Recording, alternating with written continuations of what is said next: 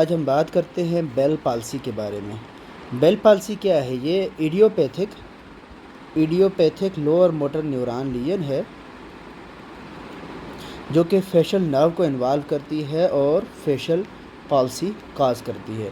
इसमें हाइपर एक्यूसिस होता है, यानी जो स्टेपिडियस मसल होता है उसका काम होता है, स्टेपिडियस मसल का काम होता है डैम्पनिंग करना, आवाज़ की डैम्पनिंग करना।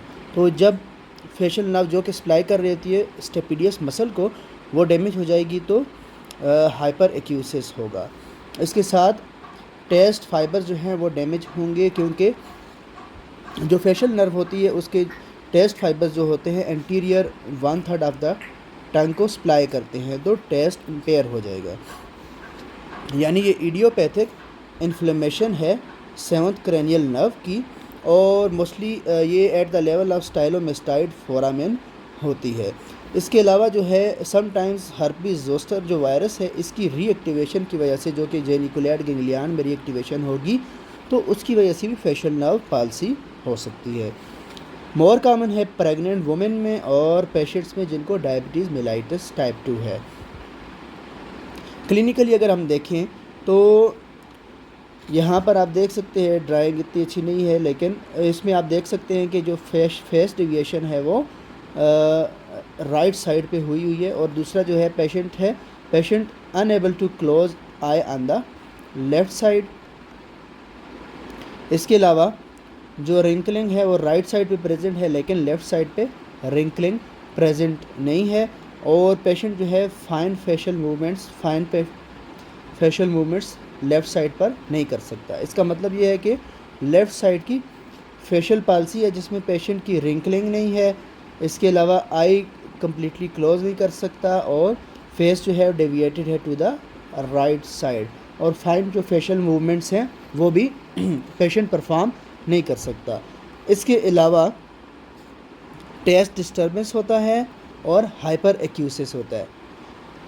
इसके अलावा आप अगर एक्सटर्नल ऑडिटरी मेट्रिक्स को देखें, अगर वायरल इन्फेक्शन है तो वेजिकल्स भी आपको मिल सकते हैं।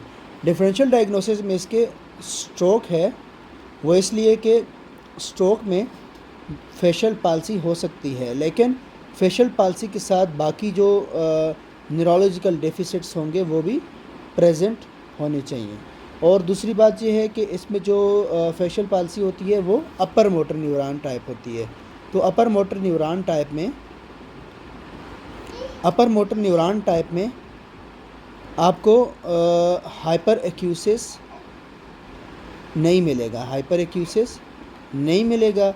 और दूसरी बात जो है, आपको जो फोरहेड मसल है वो स्पेयर रहेगा, तो फोरहेड पे रिंकलिंग जो है आपको इसमें नॉर्मल मिलेगी, जबकि लोअर मोटर न्यूरॉन में रिंकलिंग जो होती है वो अफेक्टेड साइड पर एब्सेंट होती है।